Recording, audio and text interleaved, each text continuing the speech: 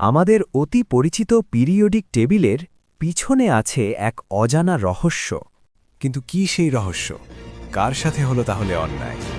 একই আবিষ্কার দুজনেরই, কিন্তু ইতিহাসে একজনই অমর। CSS প্রেজেন্টস বিচিত্রতার জীবন ও বিচিত্র এই বিজ্ঞান। আমাদের আজকের নিবেদন পিরিয়ডিক টেবিলের পেছনের গল্প।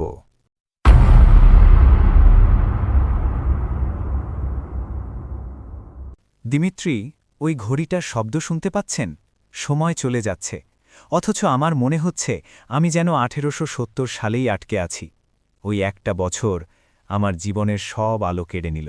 বিজ্ঞান কোনো দৌড় প্রতিযোগিতা নয় মেয়ের। আপনি নিজেকে এভাবে শাস্তি দিচ্ছেন কেন?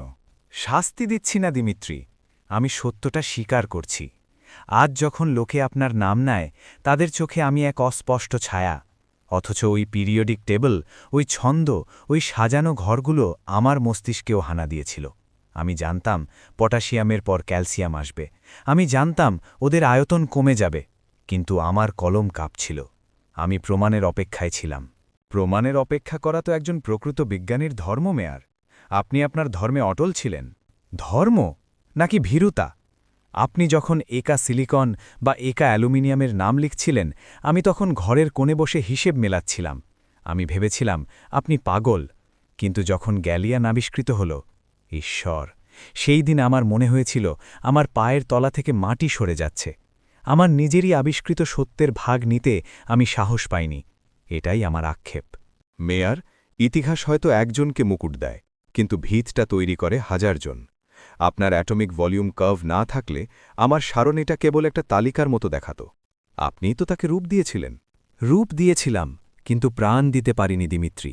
প্রাণটা দিয়েছেন আপনি। লোকে আপনার সারণীকে বলে ভবিষ্যৎবাণী, আর আমার কাজকে বলে ব্যাখ্যা। কে মনে রাখে ব্যাখ্যাকারীকে? সবাই তো জাদুকরের ভবিষ্যৎবাণীই শুনতে চায়। আমার খুব কষ্ট হয় দিমিত্রি, খুব কষ্ট হয়।